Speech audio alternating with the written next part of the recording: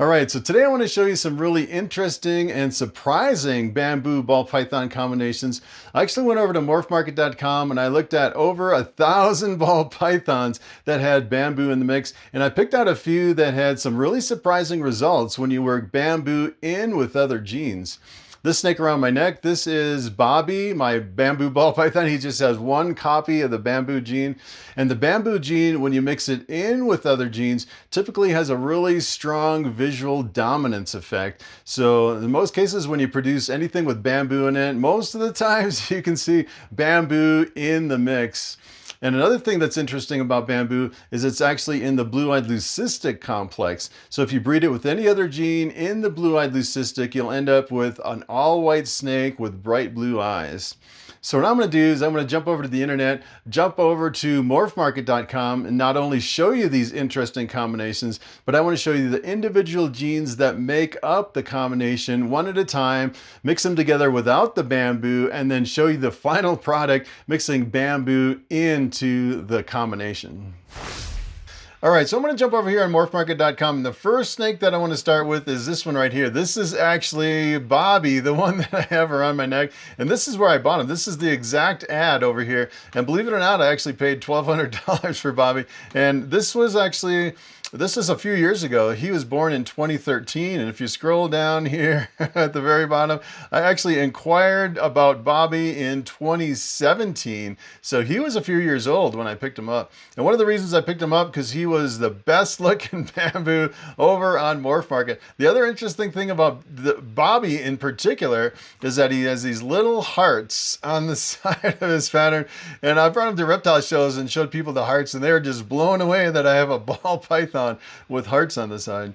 So the first thing I want to do is I want to add a dark gene to the bamboo. And the first dark gene I want to add is this one right here. Take a look at this. This is the GHI. GHI stands for gotta have it. It's kind of an interesting abbreviation for GHI.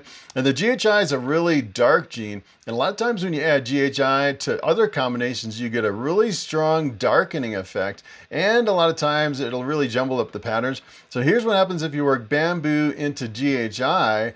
You get a bamboo GHI, which is a dark ball python. It really darkens the bamboo, but you can actually see quite a bit, even some of the hearts on the bamboo here, which is kind of interesting. And you can actually take this one step further. So the GHI is actually a co-dominant gene. So if you bred it through your collection, half the offspring would come out as GHI or GHI combos. And if you actually bred a GHI to a GHI, you would get a super GHI 25% of the time. And take a look at what the super GHI looks like. This is like a really super dark gene. You can tell it kind of jumbles up the pattern, not as much as the leopard does. The leopard's a darkening gene too, but the GHI kind of maintains a lot of your pattern, but really makes a really dark background in your ball python.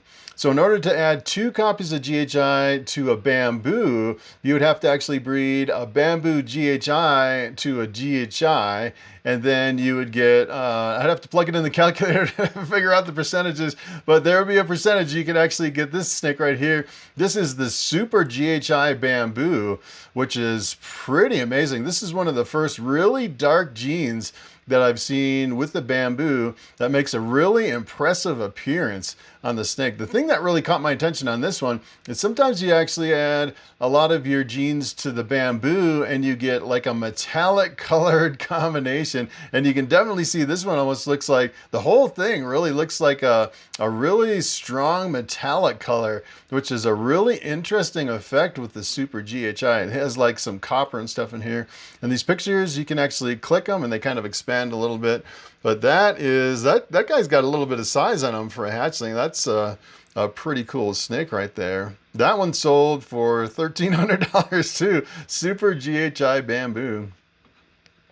So I want to bring you to the light side, the bright side with the bamboo. This is kind of an interesting effect. The Orange Dream is a really strong lightning and brightening gene. As a matter of fact, the Orange Dream has a lot of different variation from one orange dream line to another. I've seen some that are really super bright, and then some that are kind of faded out.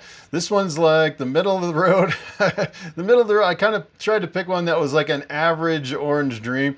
I've seen some that are really super bright and some that are not as bright at all, almost like a normal looking snake, which is interesting.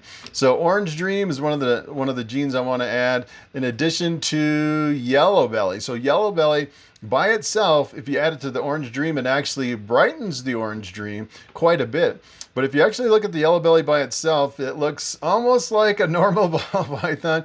A lot of times the yellow bellies will be a little bit brighter than some of your normals. So if you produce a clutch of half normals and half yellow bellies, sometimes you can pick them out just depending on comparing the offspring side by side. And you know, if you pick up a snake, you really don't know just by itself. But if you have a whole clutch, a lot of times you can line them up side by side and you can definitely tell one from the other. A lot of times the yellow belly will have a little bit of flaming coming out right between the alien heads, right by the belly, and you can't really see it. Can't really see any flaming at all on this one. Sometimes on the yellow belly, you can flip them over. Sometimes they'll have, it almost looks like het pied markers on the bottom, but it's more pixelated, kind of like a pixelated line on either side of the belly. Usually on the very bottom near the tail, you'll see some pixelation, but not all the time. So sometimes it's really hard to pick out a yellow belly from anything else, especially like a normal. I've actually had some normals that look just like this. Here's another brightening gene we can add to the mix, and that is Enchi. Enchi is kind of interesting because some of the Enchis aren't really that bright and some of them are super bright. But Enchi is really known for reducing the pattern of the snake. So it's a really known as a pattern reduction gene in ball pythons. And what you can actually do is you can take the Enchi, breed it to another Enchi. 25% of the time you get a super Enchi, and look at how much the pattern is reduced on this super Enchi. It's pretty wild that it really reduces it that much. And the other thing about the Enchi is a lot of times you'll get kind of like a head stamp in certain combinations. The Enchi is known for that. And if you actually add all these genes together, the orange dream, the yellow belly, and the super Enchi, this is what you get here. You get super Enchi yellow belly. And that's usually they're really bright as hatchlings, and sometimes they'll fade out a little bit as they get older. But look at how bright orange that snake is. Pretty wild. And this, as a matter of fact, this is actually the high intensity line of orange dreams. So this one's even brighter than most of your super Enchi yellow bellies. So if you actually add bamboo to this combination, take a look at what you actually get. You get this snake right here. And a lot of times when you add bamboo to a lot of your brightening genes, a lot of times it can wash it out significantly.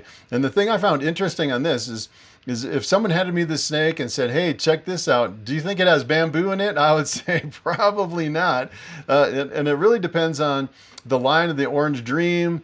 And I'm convinced there's different lines of yellow belly too. So some yellow bellies aren't as bright as others. I'm convinced of that. And then the super Enchi, a lot of times you'll have different versions of the super Enchi. Some of them are really bright and some of them aren't as bright. So you could take like a dark version of the super Enchi, a dark version of the orange dream, one of the darker versions of the yellow belly, and you could get something like this even without the bamboo. So I was surprised that you couldn't see much of the bamboo in here at all. Maybe you could see a little bit of the bamboo gray right in the top of the pattern on the back, but let me tell you, I would never pick that out by picking up this snake. It's pretty interesting that the bamboo just completely disappears and it washes out the color. All right, so let's start on another combination. I want to start with the leopard. The leopard's pretty interesting. It's actually a co-dominant gene. You breed it through your collection. Half the offspring come out as leopard.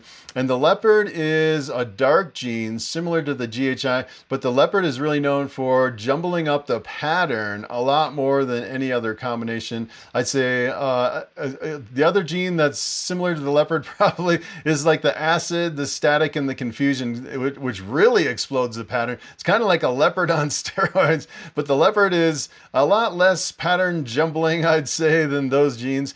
The leopard is a pretty powerful breeder. The leopard goes good with a lot of other genes.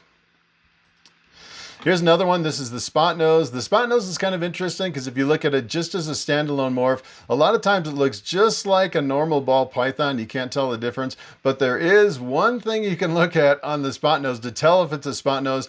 That's usually the pattern on the head. So if someone gives you a normal ball python or a normal looking one, and you look at the head and there's like this crazy pattern on the head, that's pretty good sign you actually have a spot nose. And the spot nose works really good with the leopard. It's kind of interesting because you can mix the spot nose with a bunch of different genes. Sometimes the spot nose will almost disappear in the combination, but if you mix it with the right genes, sometimes it can really make a really impressive snake with a combination of the spot nose on top of other genes. All right, so here's another one we want to add to the mix. This is the clown. And I'd say as far as the clown is a recessive mutation. So if you have bred a clown through your collection, the clown would completely disappear. You wouldn't see any clown in anything. Everything would be het clown and have one copy of the clown. And in order to see visual clowns, you'd have to breed your offspring together and actually get 2 copies of the gene in order to see a visual clown. So that's kind of the challenge of the clown project. And you probably know where I'm going with this. With the clown, the spot nose, and the leopard, they actually call that the Batman. And take a look at what the Batman looks like. This is the Batman. And the Batman is a really impressive combination. As a matter of fact, there's a lot of genes you can add to the Batman to make it really brighter and some really crazy colors in with the Batman. And you can actually see, if you take a look at this, you can actually see the head stamp right here is a really crazy head stamp. And that's from the combination of the clown, the influence of the clown, along with the influence of the spot nose. And then you can see all the patterns on the back are really broken up a lot from the leopard. And then you'll see a lot of the patterns on the back are like an inkjet black. That is also from the leopard, bringing out the really black patterns in the snake. So take a look at this. Here's what happens if you add bamboo to the Batman. Take a look at what you get. This was totally unexpected for me that you'd actually see a crazy snake like this. So this actually has the almost the color of a bamboo, but if someone handed me the snake, I don't know if I could tell anyone that there is bamboo in it, other than, you know, just maybe the color. Maybe the color would give it away, but it's really a crazy pattern. And the kind of the interesting thing with a lot of these combinations is some people are so good at the head stamps that they can figure out what genes are in their combination based only on the head stamp. And they've been doing this over and over, years and years, producing 4, 5, 6, 7 gene combinations. And, you know, through DNA testing, they can figure out exactly what it is. And then with that information, they can actually go back to the head stamp. And for example, take a look at this one. This is almost looks like a tower on the head stamp with a little heart underneath the tower. So if you have a snake that looks like this with a tower and a little heart underneath, more than likely you actually have a bamboo Batman, which is pretty crazy. And look at the price on this. This sold for $3,200, which is pretty crazy. All right, so here's the last one I want to show you. This is the champagne. And when it comes to champagne, I'd say it's a pretty challenging gene because if you work anything into the champagne, essentially what you get is you get a colored patternless snake. So you'll have, a lot of times you'll have all the pattern wiped out from the champagne. A lot of times you'll actually end up with like a stripe right on top of the snake that's just a slightly different color than the rest of the snake, but usually all the pattern is wiped out from the champagne. And here's what happens when you mix bamboo with the champagne. Take a look at this. This is pretty expected. You get pretty much a patternless snake with a highlight going right on the top. And so a lot of people look at this and they're like, well, that's kind of a dead-end project, right? But I actually found a combination over here that adds more genes to the champagne bamboo that really makes things really crazy. And take a look at this. So this is actually a freeway So the freeway is pretty interesting because it's an allelic combination of two genes in the yellow belly complex. So you actually have the asphalt and the yellow belly. And if you actually bred the freeway through your collection, or even to a normal, if you bred a freeway to a normal, you would end up with all normal looking snakes because the asphalt and the yellow belly both look almost exactly like normals, which is kind of crazy. And you really couldn't tell the difference between an asphalt and a yellow belly unless you were an expert and have been breeding these snakes a long time. I'd say most people over here on Morphmarket, they just list them as asphalt/yellow belly because they don't really know, especially if you mixed other genes in there. But the interesting thing is if you actually took the freeway and you mixed it in with the bamboo champagne, take a look at this crazy combination. This is the wildest snake that I have ever seen over here in Morphmarket. As a matter of fact, if someone handed me that snake and said, hey, guess what genes are in that snake, I would have absolutely no idea because, you know, usually if you're thinking champagne, you're thinking a completely patternless snake. Well, there's some pattern in here that I would not expect with a champagne. And the other thing is bamboo. The bamboo, I would say maybe there's a little bit of bamboo color along the top. But let me tell you, if someone handed me this snake, I'd be hard pressed to say, yeah, that gray color is actually from a bamboo. That's pretty crazy. And then the freeway, usually the freeway has like an electric pattern in all their combinations. And then in this, the freeway, there's like nothing that indicates freeway to me. The only thing that I could maybe pick out, which is actually isn't in the snake, it almost looks like it has a scaleless head right here on the top of the head, which it doesn't have a scaleless head, but it looks like scaleless head, which is kind of crazy. And that line, that bright yellow splattered line, looks like someone dripped paint right down the top of the snake. That is a crazy snake. All right, so it is time for the question of the day.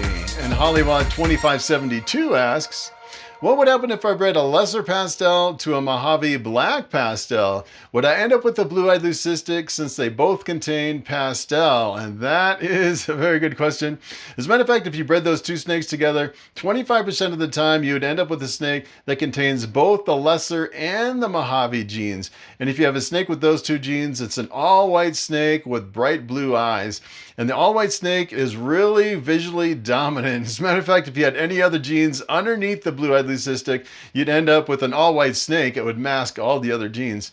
And as far as the pastel, keep in mind the black pastel is not considered a line of pastel, even though pastel is in the name. It's really confusing with black pastel. I don't know why they named it that. But if you actually had pastel and black pastel in the same snake, you would end up with a black pewter, which is kind of a blackish, silvery colored, normal looking snake, which is completely different than two copies of the pastel. If you actually bred the black pewter to a normal, you would end up with more black pewters, you'd end up with pastels, black pastels, and normals, versus if you had like a super pastel and you bred it to something else, you would end up with all pastels. So they act completely different. It's a little bit confusing because pastel is in the name of the black pastel, but it's a completely different gene. So that's pretty much it. Thanks for watching, and I will see you in the next video.